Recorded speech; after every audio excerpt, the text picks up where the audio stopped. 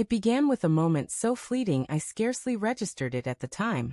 We were nestled together in bed, his arm resting gently around me, enveloped in the cozy, unspoken bond that comes with complete trust in someone you love. My phone buzzed on the bedside table, and before I could grab it, he reached over and glanced at the screen. It was a brief look, not intrusive, but his face shifted, something subtle, like a shadow crossing a bright day.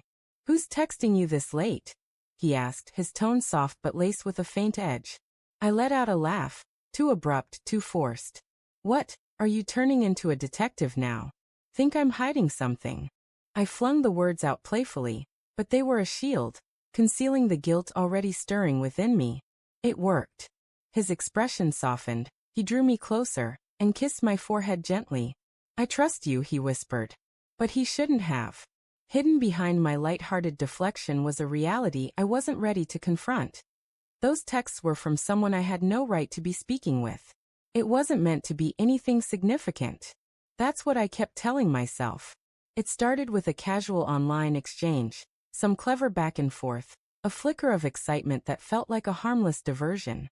I convinced myself it was trivial, just a brief escape from the routine of everyday life. But what began as innocent soon turned reckless, and what felt like a playful fantasy became all too real. I lived a double life.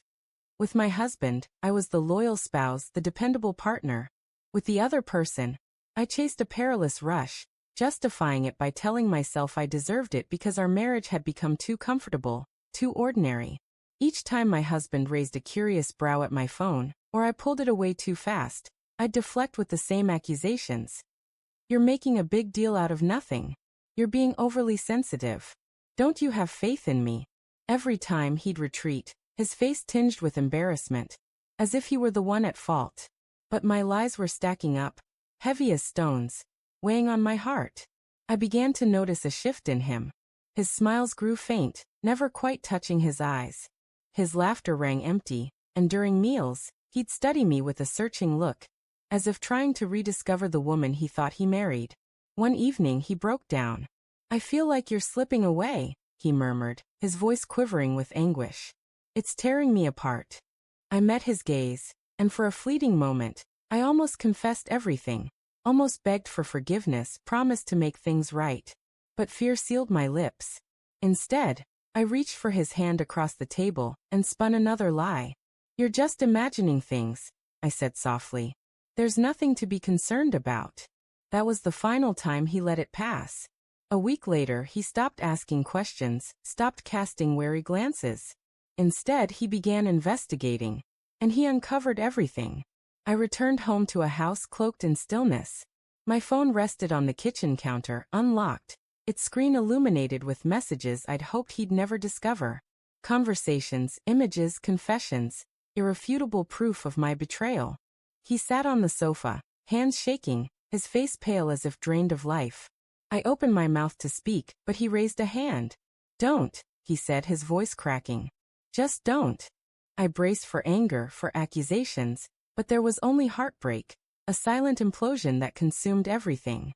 I dropped to my knees, grasping his hands, sobbing apologies, insisting it was a mistake, that it meant nothing, that he was my true love. But he couldn't trust me. He wouldn't. "You made me feel like I was going insane, Mara," he said, tears streaming down his cheeks. "You let me believe I was the problem when it was you the whole time." Those words etched themselves into my being. That night he packed his belongings. No shouting, no slamming doors, just the quiet sounds of drawers opening, clothes being neatly folded, a life being taken apart. I followed him through the house, pleading, vowing I'd change, that we could repair what was shattered. At the door he paused, turning to me with empty eyes. "I could have forgiven almost anything," he said, his voice hollow. "But not this. Not the deceit. Not the way you made me question myself." Then he was gone. Now I sit beside an empty bed, suffocated by the silence I created. I called him suspicious to cover my betrayal, but I was the one too weak to face the truth. They say breaking trust doesn't just cost you the person you love. It costs you the person you were in their eyes. I've lost them both. If you're reading this, let it serve as a warning. Don't play with someone's heart.